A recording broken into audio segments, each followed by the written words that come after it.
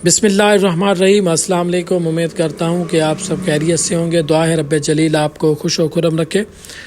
आज हम बात करने जा रहे हैं जी, आजकल हमारे माशरे के अंदर ख़ुदकार के तौर पर डॉक्टर की हिदायत के बगैर वसी पैमाने पर बहुत सी अद्वियात का इस्तेमाल किया जाता है। जब हम बीमार होते हैं तो बीमार होने की सूरत में जब हम अपने डॉक्टर से रजू करते हैं तो हमारी बीमारी की नोयत के हिसाब से हमें डॉक्टर मेडिसिन रिकमेंड करते हैं। कुछ मेडिसिन ऐसी होती हैं जिसमें हमें चंद दिन इस्तेमाल करके बंद करनी होती है, और कुछ मेडिसिन ऐसी होती है और कुछ बीमारियां ऐसी होती हैं जिसमें हमें लॉन्ग टर्म के लिए अद्वियात का इस्तेमाल करना पड़ता है। जैसा कि आप जानते हैं कि अगर शुगर या ब्लड प्रेशर किसी को हो जाए तो उसका हमें प्रॉपर ट्रीटमेंट नहीं मिलता, वो हमें मैनेज करना पड़ता है, और साथ साथ हमें इसकी अद्वियात या मेडिसिन जो भी होती हैं डॉक्टर की हिदायत के मुताबिक इस्तेमाल करनी पड़ती हैं। लेकिन हमारे माशरे के अंदर ये मिथ पाई जाती है जी, शुगर की अगर कोई मेडिसिन खा रहा है तो एक दिन छोड़ देता है, एक दिन नहीं खाता। अगर कोई ब्लड प्रेशर की अद्वियात इस्तेमाल कर रहा है तो वो 1 से 2 दिन छोड़ कर खाता है। जी ब्लड प्रेशर की गोली खा रहा हो, 1 दिन छोड़ कर खानी है, 2 दिन नहीं खाते, 3 दिन नहीं खाते। और सबसे बड़ी वजह ये है कि हमारे यहाँ एक बहुत ही ज़्यादा जो कि गलत कॉन्सेप्ट पाया जाता है। अगर मैं कोई दवाई इस्तेमाल कर रहा हूँ तो मैं व्हाट्सएप कर दी जाती है, जी मुझे ये मसला था, मैंने ये मल्टीविटामिन इस्तेमाल किया था, मेरा बांझपन का मसला हल हो गया था। अगर आपको शुगर है तो मैं फ़लाँ शुगर की गोली खा रहा हूँ, आप भी ये शुगर की गोली खाएं, ब्लड प्रेशर की ये गोली खाएं, ये गोली आप बंद करके खुद डॉक्टर बन जाते हैं। खुद कार के तौर पर तरह तरह की जो मेडिसिन होती हैं वो बंद करते हैं, खाते रहते हैं और डॉक्टर को फॉलो नहीं करते। इस तरह करने से हमारी बॉडी के ऊपर बहुत ही मुअज़्ज़र असरात पैदा होते हैं। अगर हम ब्लड प्रेशर या शुगर की अद्वियात खुद कार के तौर पर तब्दील करते हैं तो हमें बहुत ज़्यादा नुकसान हो सकता है। समटाइम्स कुछ कंडीशंस ऐसी भी होती हैं जो हमें हमारे माशरे के अंदर बहुत से दोस्त अहबाब या अजीज़ माएँ बहनें ऐसी मौजूद हैं जो मौत के मुंह में चली जाती हैं। वो खुद कार के तौर पर मेडिसिन इस्तेमाल करती हैं और हैवी किस्म के उनको नुकसानात का सामना करना पड़ता है। जब भी आप किसी भी किस्म की कोई दवाई इस्तेमाल कर रहे हैं उसमें रोल बदल करना आपकी डॉक्टर की जिम्मेदारी है। आपने खुद कार के तौर पर इसको चेंज नहीं करना।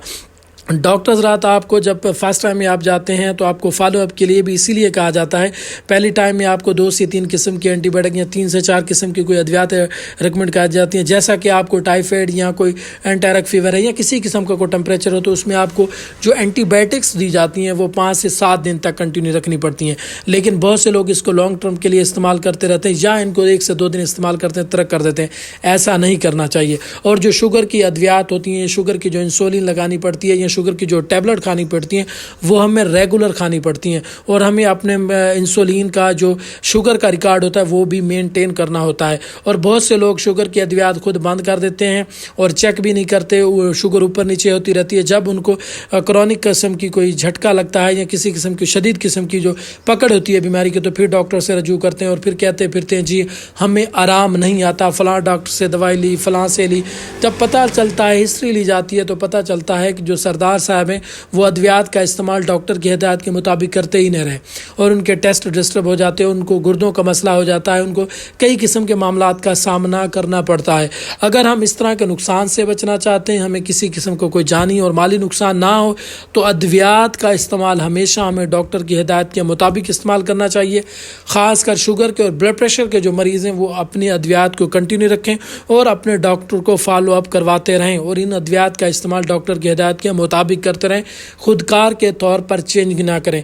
दूसरी बड़ी वजह यह है कि हमारे माशरे के अंदर जब भी किसी किस्म का हल्का फुल्का नज़ला, ज़ुकाम, बुखार हुआ, फट से हैवी किस्म के एंटीबायोटिक खुदकार के तौर पर हम मेडिकल स्टोर से लेते हैं और खाना स्टार्ट कर देते हैं। अगर किसी को हल्का नज़ला होता है तो हम फट से कह देते हैं यार आप एजोमैक्स लेके खा लें, आप नोविटेड लेके खा लें, आप लिफ्लॉक्स लेके खा लें, और एंटीबायोटिक का बेदरीक इस्तेमाल, जिसकी वजह से हमारे माशरे के अंदर आजकल एंटीबायोटिक अद्वियात का असर नहीं होता। जब हम रियल टाइम में बीमार होते हैं तो डॉक्टर हमें एंटीबायोटिक लगा कर थक जाते हैं और हमें आराम नहीं आता। इसकी सबसे बड़ी वजह यह है कि हमारे माशरे के अंदर जो एंटीबायोटिक का जो बम गिराया जा रहा है वो एक ऐसा एटम बम है, यकीनन हमें इसे जान छुड़वाने के लिए हमें अपने माशरे के अंदर, हमें अपनी सोसाइटी के अंदर ऐसा माहौल पैदा करना होगा और हमें हमेशा अद्वियात का इस्तेमाल डॉक्टर की हिदायत के मुताबिक करना होगा। और खुदकार के तौर पर, सेल्फ मेडिकेशन के तौर पर छोटी मोटी जो अद्वियात हम इस्तेमाल करते रहते हैं, ऐसा करने से गुरेज करना चाहिए।